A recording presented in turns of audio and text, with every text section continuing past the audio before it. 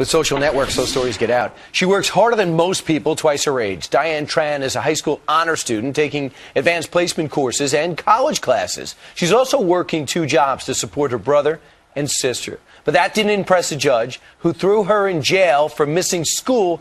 She went in jail last Wednesday. So after hearing her story, our next guest decided to take action. And joining us now, president of the nonprofit group, the Louisiana Children's Education Alliance, Charlie Davis. Good morning to you, Mr. Davis. Hey, good morning. Thanks for having me on. So you're not even living in Houston, Texas, where this story originates from. Why does a guy from Louisiana care about Diane Tran?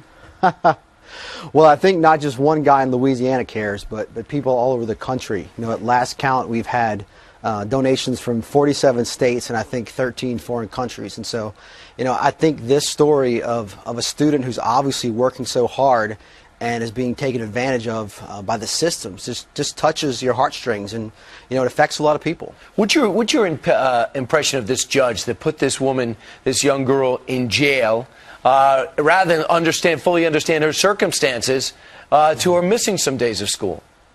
You know, I think that this is bigger than one judge. I think Diane, unfortunately, is at the center of 2 failed systems in America, our public education system and our judicial system. And I think she is maybe a textbook example of what's wrong with some of these systems. So what I was arguing earlier in the show, Charlie, was that this is part of our PC society right now, where you just put one statement or rule and apply it to everyone and then give no exceptions. Is that the way you see it?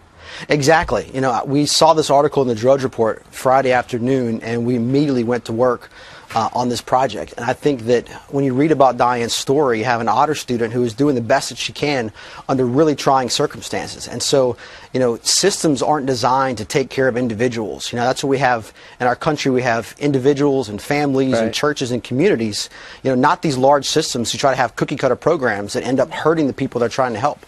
And meanwhile, she does not want to do interviews. She wants to focus on her finals. Here's what the judge said specifically in handing out this verdict. He says, if you let one run loose, what are you going to do with the rest of them? Let them go too?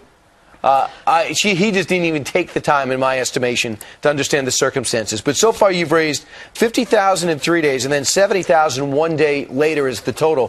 What would you like to see her do with the money? Our goal is to give it to Diane. We hope she'll use it for her and her family, maybe for her college education. You know, the money comes with no strings attached from donors all over the country and all over the world who just want to, I think, extend a hand and remind her that just because, you know, one judge and a few systems in Texas are doing the wrong thing, that the rest of the world's on her side. And we understand that she did spend the night in jail last week and that she's okay as a result of it. The other interesting thing, though, Charlie, is that maybe she's not going to be able to get this expunged from her record, which, you know, no amount of fundraising will do that.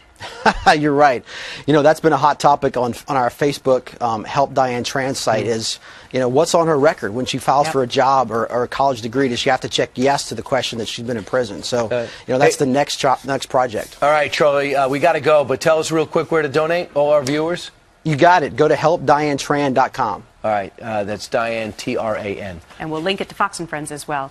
Charlie, thanks for bringing us up to speed on this story. Charlie Davis. Thanks for having me.